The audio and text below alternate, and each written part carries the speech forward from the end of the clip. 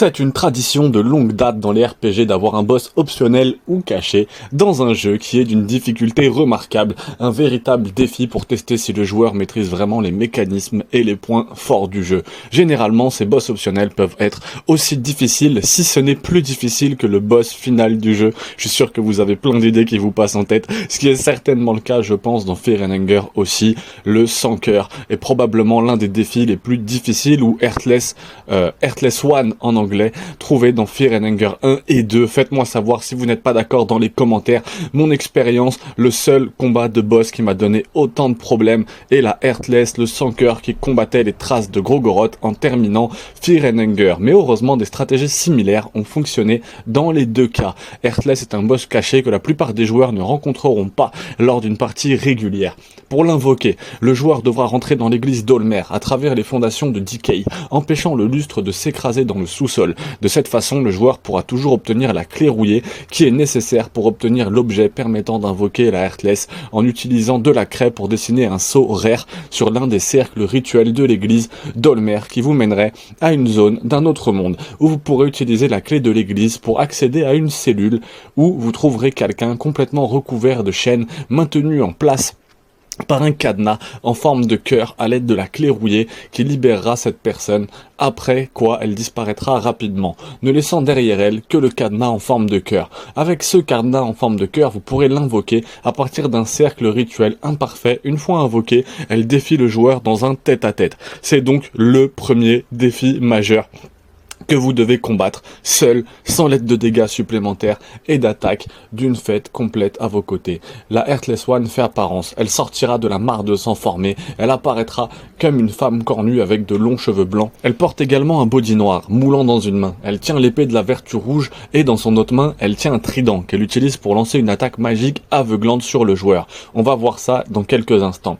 Elle fera germer des ailes qu'elle pourra également utiliser pour vous attaquer. Donc c'est une bataille brutale, implacable, au point qu'il est difficile de même survivre à son attaque d'ouverture. Survivre ne serait-ce qu'un tour demandera de la planification, de la préparation, puisqu'elle déclenchera un barrage multi-attaque à chaque tour. À chaque tour, elle attaquera selon le schéma suivant. D'abord une attaque d'âme avec son épée, la vertu rouge, frappant 2 fois et ayant la chance de démembrer. La deuxième attaque sera un pilier de lumière, lancé depuis son trident. Le pilier d'attaque de lumière a une chance de vous infliger l'effet de statut sensibilité à la lumière, ce qui, bien sûr, réduira le taux de réussite de l'attaque du joueur, ce qui rendra les dégâts physiques à l'atterrissage plus difficiles. Après les deux, lors de ses attaques initiales, elle fera un commentaire pour tester à quel point vous êtes vraiment dur, puis elle déclenchera son attaque d'assaut Blood Rose sur vous qui attaquera pour 4 coups. Si l'attaque d'assaut se connecte et parvient à vous endommager, le sang versé de l'attaque attirera The Blood Rose Vine qui saisira le joueur, réduisant son agilité et causant encore plus de dégâts. Après quelques tours, elle déploiera ses ailes et elle gagnera une attaque supplémentaire similaire à celle utilisée par Perkele dans la fin B en attaquant le joueur avec une pluie de plumes. Donc à chaque tour, le sans-cœur frappera avec 4-5 attaques et certaines de ces attaques frapperont plusieurs fois.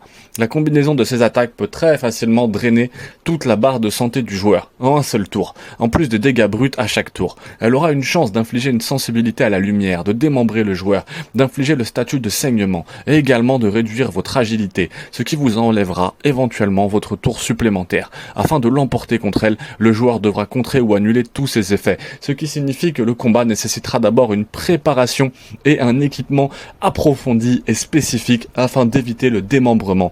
Vous voulez un équipement pour protéger vos membres, comme la ruine du serpent saumon ou l'armure cannelée. La ruine du serpent est une chute aléatoire. Il y a donc une chance pour l'obtenir, c'est de la RNG. L'armure, par contre, peut être reconstituée à partir de pièces collectées au musée et au manoir du maire, mais au prix d'une diminution de l'agilité.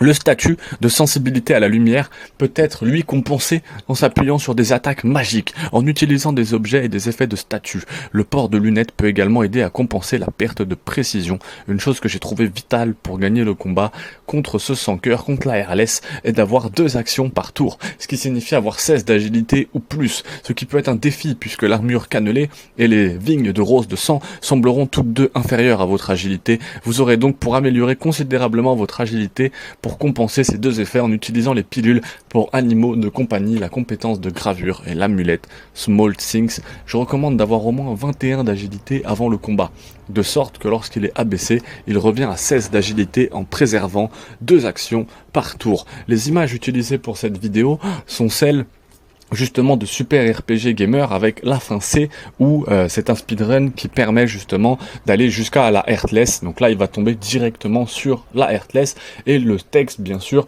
est inspiré de How to Smash the Heartless One de Taco Banana, donc Fear and Hunger Boss Guide. N'hésitez pas à aller voir tout ça. En utilisant Marina, lui il a expérimenté une forge à épices pour voir quel serait le meilleur sort à lancer automatiquement. Justement dès que le combat a commencé, la forge à épices a une capacité très puissante. Pourquoi? Parce qu'elle vous permet de lancer un sort directement dès que le combat commence. En premier, il a essayé Smog Noir, mais il n'infligeait pas de dégâts importants, n'aveugle pas son orbe noir et attaque un membre aléatoire. Cela n'inflige aucun dégât qui changerait vraiment la donne. Finalement, il a opté en utilisant le sort Golem de sang pour commencer le combat, un sort que vous devez connaître car il peut agir comme un leurre pour elle pendant que le combat. Ce que j'ai trouvé efficace était d'utiliser votre premier tour pour garder cela. Ça atténuera une partie des dégâts de son barrage d'attaque, puis prendra une action justement lors de votre deuxième tour, en supposant que vous ne guérissez pas. Vous pouvez le voir sur les images de Taco Banana, je vous invite à aller les voir, je vous mettrai la description. Justement, il n'a pas pu infliger suffisamment de dégâts pour faire des progrès significatifs avant que le sans-cœur ne l'élimine. Mais tout cela a changé quand finalement, avec la compétence toxicologie d'Olivia, il a acheté de la pruche qui a changé la donne. Les rumeurs sont vraies, la pruche condensée est presque cassée, donc c'est vraiment abusé. Par exemple, quelques images de Marina solotant le roi en yellow en quelques tours en utilisant la pruche. Donc là, vous pouvez pas les voir, allez les voir sur la chaîne de Taco Banana. Donc à la fin, ce qui a fonctionné pour moi et la construction de Marina que j'utilisais pour cette course était d'abord d'invoquer automatiquement le golem de sang au début du combat, puis d'utiliser la garde comme première action en espérant que vous ne subissiez pas trop de dégâts. Et lors de votre deuxième action, vous pouvez utiliser une pruche condensée sur son torse pour que la sans-cœur ait une grande traction de HP, mais les dégâts causés par la pruche condensée sont ridicules. Une fois que vous avez utilisé la pruche condensée sur elle, tout ce que vous avez à faire est de survivre et de laisser le poison faire son travail. C'est souvent la méta dans les Fear and Hunger. Au tour suivant, garde pour votre première action, puis guérir lors de la seconde. Continuez à répéter cela jusqu'à ce que la Heartless One ait subi suffisamment de dégâts sur son torse et que le combat devrait se faire en quelques tours. Une fois qu'elle a subi suffisamment de dégâts de barrage, seul son torse blessé justement pourra continuer à attaquer, continuer à garder à ce moment-là et à vous soigner pendant quelques tours supplémentaires et d'ici peu, le combat devrait être terminé. Après la défaite, elle disparaîtra devant vous, elle laissera tomber la vertu rouge, une épée qui fait de gros dégâts, qui attaque 2 fois par tour, et les ténèbres, une armure de haute défense qui augmente également votre agilité. Ces 2 pièces d'équipement sont fantastiques et rendront le reste de la course beaucoup plus facile. Le nom et le design de la Heartless One sont en hommage à Fear and Hunger, à son créateur, bêta-testeur et aux membres de la communauté Heartless Angel Ketsuki. Le design visuel de elle semble au moins en partie être inspiré par le personnage de l'Ange de l'Espoir de Magic the Gathering, portant un body noir très similaire à un sans-cœur et également brandissant un trident très similaire. Voici mes conseils et astuces, enfin en tout cas les conseils et astuces de Taco Banana traduits en français en essayant de rajouter bien sûr les miens, tous les conseils que je peux bien sûr vous donner. J'espère que vous avez eu la chance de battre la Heartless One, le sans-cœur. N'hésitez pas à mettre la meilleure stratégie qui a fonctionné pour vous en commentaire. Si vous avez des questions, n'hésitez pas à les poser en commentaire. Merci beaucoup à tous les membres de la chaîne. J'apprécie beaucoup votre soutien. Ça m'aide beaucoup. Ça m'aide à continuer et à créer du contenu. Donc prends soin de toi. À plus tard. J'espère que tu auras apprécié aussi bien ce test et cette petite vision justement de comment la battre avec Osa sur cette vidéo et que ça te permettra d'aller voir aussi avec Marina et de découvrir pas mal de choses sur Termina. À très vite. Force.